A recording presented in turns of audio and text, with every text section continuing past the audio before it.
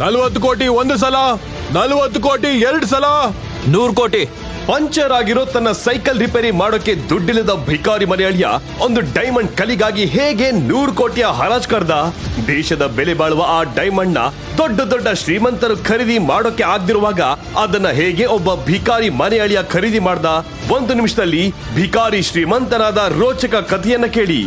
Security, ಈ ಬಿಕಾರಿಯನ್ನ ಹೊರಗಾಕಿ. Delivery boy ನ ಪಾರ್ಟಿಗೆ ಯಾರು ಕರೆದಿದ್ದು? ತನ್ನ ಯೋಗ್ಯತೆ ಏನು ಅಂತ ತಿಳಿಯದೆ ಶ್ರೀಮಂತರ ಪಾರ್ಟಿಗೆ ಹೇಳ್ದೆ ಕೇಳದೆ ಬರ್ತಾರೆ. ಒಳ್ಳೆ ಊಟ ಮಾಡ್ಬೇಕಾದ್ರೆ ನೆಟ್ ಡ್ರೆಸ್ ಮಾಡ್ಕೊಂಡ್ ಬರ್ಬೋದಿತ್ತಲ್ಲ. ನನ್ ಭಿಕಾರಿ ಅಲ್ಲ, ನಾನಿಲ್ಲಿ ಊಟ ಮಾಡಕ್ಕೂ ಬಂದಿಲ್ಲ. ಆದ್ರೆ ಇಲ್ಲಿ ನನ್ನ ಗರ್ಲ್ ಫ್ರೆಂಡ್ ವೈಭವಿಯ ಬರ್ತಡೆ. ವೈಭವಿ ಮೇಡಮ್, ನಿನ್ ಗರ್ಲ್ ಫ್ರೆಂಡಾ? ನಿನ್ನ ಯೋಗ್ಯತೆಗೆ ತಕ್ಕಂತೆ ಕನ್ಸ್ ಕಾಣು. ತೊಲಗು ಇಲ್ಲಿಂದ.